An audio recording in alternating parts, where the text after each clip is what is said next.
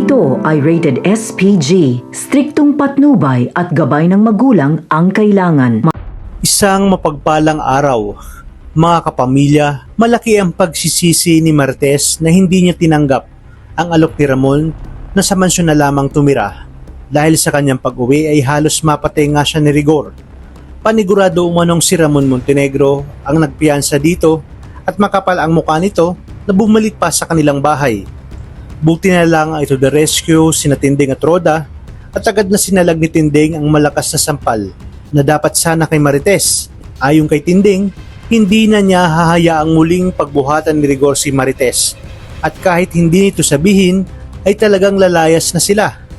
Dagdag pa niya na pati mga kapitbahay ay galit na sa mag-amang Rigor at David at ayaw na nilang madamay pa dito. Hindi naman tumitigil sa paghahagulgol si Martes at sumama na nga kay Tinding at Roda. Sa kanilang pag-alis ay hindi nga alam ni Tinding kung saan sila pupunta ngayon. Ngunit mas mainam na umano ito kaysa magtiis sa kahayupan at kawalang hiyaan ni Rigor.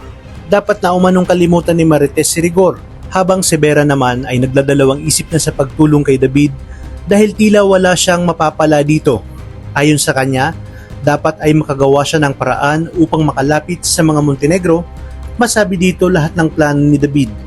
Siya ang magiging mata ni Ramon at tanggol sa lahat ng kilos at galaw ni David at Rigor. At kapalit ito ang malaking halaga ng pera. Kaya naman dito na malalaman ni Ramon na inutusan pala ni David si Vera na madaliin ang paglipat ng mga mana ng mga kabalyero sa pangalan ni David. Agad na manggagawa ng paraan ni Ramon na makuha ng totoong tanggol ang mana. Madali itong magagawa dahil nakapangalan kay Tanggol o Jesus Montenegro ang lahat ng mana ng mga kabalyero. At sa pagkakataong ito ay wala nang habol si David at tuluyan na silang malulugmok sa hirap maliban na lang kung tulungan sila ng mga gerero at gamitin laban sa mga Montenegro.